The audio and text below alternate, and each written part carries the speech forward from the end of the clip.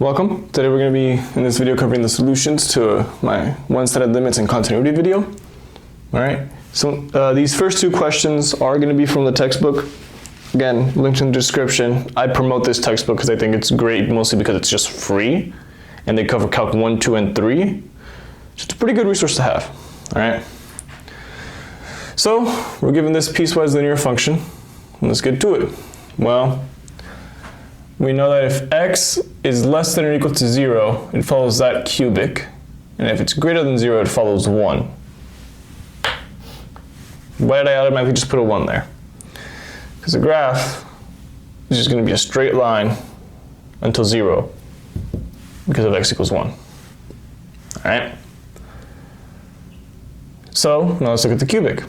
We have x cubed minus 1. Okay. If I plug in something a little bit less than 0 into this, right, I'm going to get a fraction, essentially, some small number, or a decimal, right? Point something something cubed minus 1. If I have a 10th cubed, for example, that's 1 over 1,000. If I was to get an even smaller number, the cube would get even more smaller, right? So if I keep doing that until I get infinitely close to 0, right, I get some number that's almost 0 cubed, then minus 1. So we're going to essentially subtract nothing, like we're subtracting like an atom from 1. So we pretty much just get negative 1. So in this case, limit x going to 0 does not exist. Alright, let's move on to the second question that's similar. Alright, for the second question, again, very similar. Except now we have two functions, so I can't just drop a 1 and explain it. Well, if x is a little bit more than 2, limit from the right, we know it's going to follow the equation 3 minus x. Okay. Well, if we plug in something a little bit more than 2 to 3 minus x, we're going to get something a little bit more than 1. Right? Because 3 minus 2 is 1, 3 minus 2 and a little bit is 1 a little bit. So this is going to equal 1. Wonderful. Now, we do the same process for x approaches 2 from the left. Alright, well it's a quadratic, right? We have x squared minus 2x plus 1. Well, let's just see what happens if we just plug in 2, right? We get 2 squared minus 2 times 2 plus 1, which is 1, because 2 squared minus 2 times 2 is 0, right? So if we plug something in a little bit less than 2, we square it, subtract that little something less times 2, and then we add 1, we should get something that's a little bit less than just 1. So we get that the limit as x approaches 2, I don't have to write it exists, I can just say it equals 2, because if it equals something, then it exists. Awesome. Alright, let's move on to the next two questions, which are the same idea, different functions. Alright, now for these next two questions, we just want to check if the function is continuous everywhere.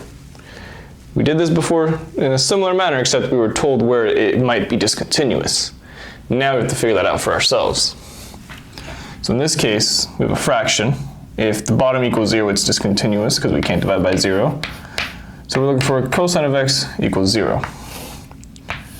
On our unit circle, that'll be the blue lines, right? So x equals pi over 2, comma, 3 pi over 2. Okay. Now, technically, we would be done if I said 0 less than or equal to x less than or equal to 2 pi, which means I gave this question a domain, right? However, I did not, which means it's at x equals pi over 2 plus 3 pi over 2n, I believe. Wait, no, sorry. Plus pi n, right? Because all this is saying is that we start off here, no matter what, we need this point, and then as long as we have a full half a revolution, we get it. So then we'll just add the condition, n is greater than or equal to 0, sorry, less than or equal to, greater than, I had that backwards, yeah. Whoopsies. And there we go, that's all possible points where cosine equals 0.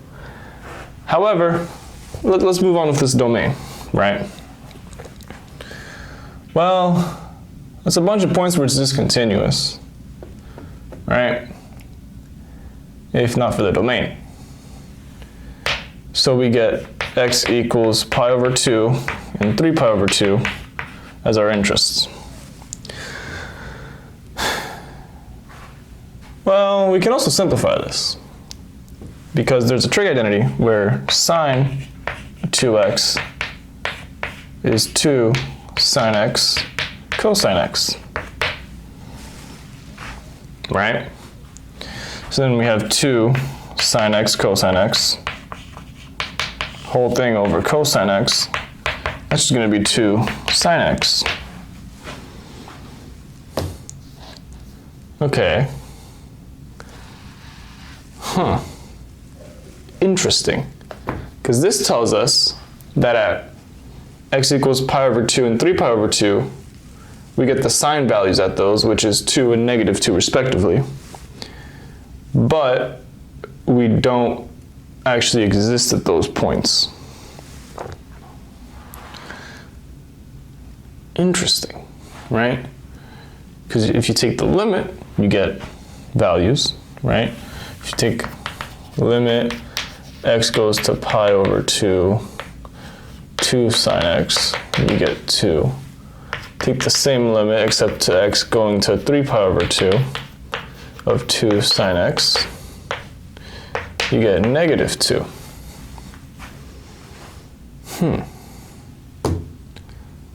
Now, this has been a bit roundabout, but I'm introducing trig ideas, which is why it's a bit roundabout. So, this function is discontinuous.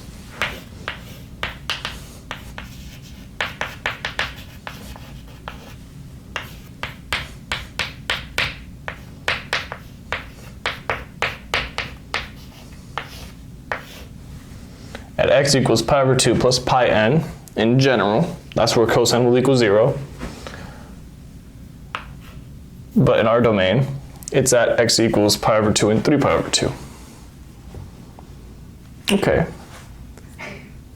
Now, let's move on to the last example. All right, and now for this last question, we're given the natural log of 2x minus 3.